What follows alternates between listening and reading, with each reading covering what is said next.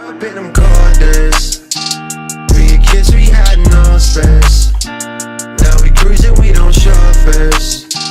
Going back to them always. Yes, what's good everyone? Welcome to another episode where we're reviewing the boxing from the weekend. Obviously there was a big fight last night, probably the biggest fight of the year so far between Canelo and Billy Joe Saunders. Now I am a Billy Joe Saunders fan, so I was very disappointed in the result and the way it ended. Do you know what I mean? I felt like he was kind of building into the fight, even though Canelo was, I think he was probably 5-3 up for me or around that. Definitely like 1 or 2 rounds up. I think some of the commentators actually had it to Billy Joe Saunders, which I didn't really understand. I thought Canelo was coming through, landing the more telling shots, more power, and just being very sort of economical with the way that he was fighting. Now the big talking point will be about whether Billy Joe Saunders quit or not. So it's going to be a sort of subjective thing, man, of what people consider quitting and how they sort of define it. It definitely had some sort of eye damage, whether it's a broken cheekbone or whether it's a broken orbital. There was definitely something wrong there, like 100% something wrong.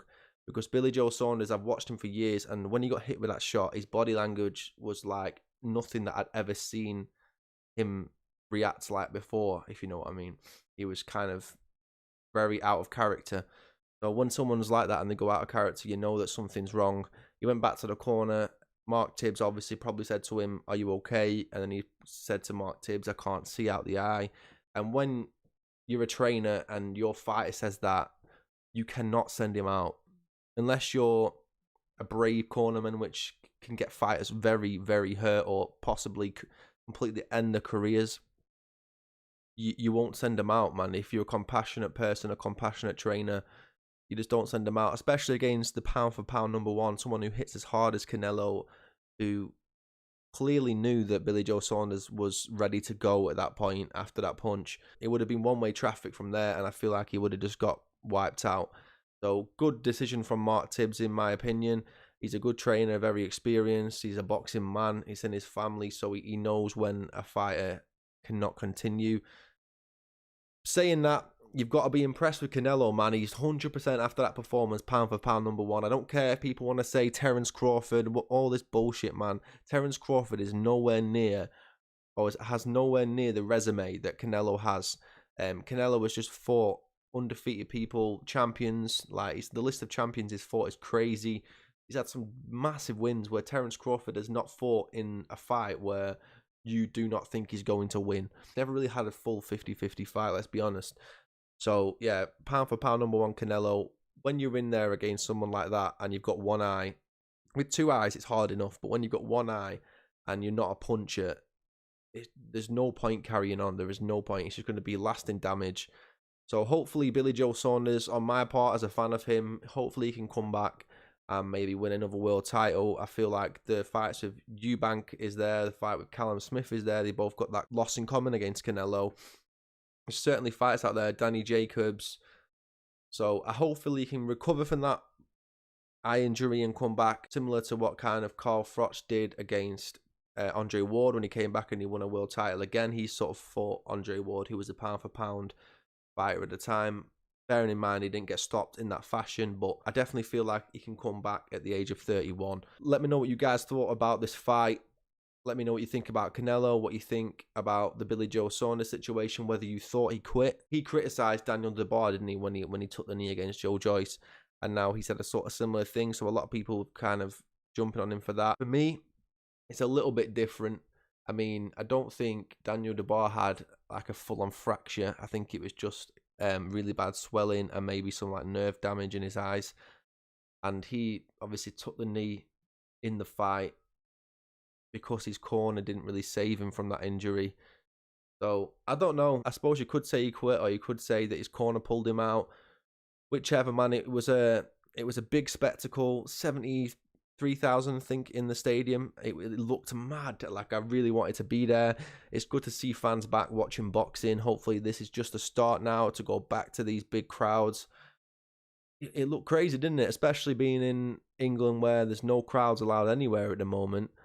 So it's kind of mad to see over in America where they had more cases, more everything. They've actually been able to do something like that. But let me know what you guys thought of the fight in general. The undercard was a bit shit, weren't it? Let's not sort of beat around the bush. That fight before was mad, like a majorly early stoppage. Even though the guy couldn't punch for anything, he was working, man. And that it was like the ref just thought, you know what, I feel like watching this main event now. I've had enough of this fight. And then we had Kieran Conway to Soko. Kieran Conway just didn't really get going. I felt like he felt vulnerable to throw at times. I don't think he ever really had the ability to beat someone like Sissoko. He's just not got the variation. He's very straight up guard. So that peekaboo kind of stance, but more like earmuffs, like a kickboxing type of style. So yeah, I felt Sissoko won that. The split decision was shocking. That 97-92 scorecard for Conway was just ridiculous. I felt like Sissoko won by a couple of rounds, even taking into consideration the knockdown or whatever it was. He looked a bit strange how he went down there. But yeah, overall, a decent undercard, how it played out. Just a bit of drama with the Frank Sanchez one as well. That guy is kind of just wanting out, rolling around on the floor. Like, what the hell is going on now? So yeah, it was all about the main event though, wasn't it? Good fight overall. Canelo moves on. He's going to fight Caleb Plant in the next fight, I would imagine. Although they've got to sort that stuff out with PBC to get that unification sorted. Unified, undisputed super middleweight champion. It's just crazy, isn't it? Like, I don't think there's ever been a unified super middleweight champion in history. He's already going to be a Hall of Fame fighter just based off his last sort of 6-7 years in the sport. And it's just about adding to that legacy now. If he can move up, like the nail in the coffin for me, for like literally probably the best fighter of this generation, I think the nail in the coffin will be if he can move up to 175 again. I know he beat Kovalev, but he was washed up. Let's not lie about that. If he can move up and he beat a Berterviev or a Bivol or something like that and win like a sort of legit title up there, that'll be crazy. Like, even if in a couple years he fights like Joshua Buatsi, that would be a mad fight. But yeah, hopefully he's got a lot more to come. Hopefully Billy Joe Saunders comes back even stronger. But I hope everyone's taking care. I hope you like this little review. Let me know what you guys think down below in the comments. I hope you all have a good week, man. Peace out. Let's go. Grew up in them corners. 3 kids, we had no space. Now we cruising, we don't show face.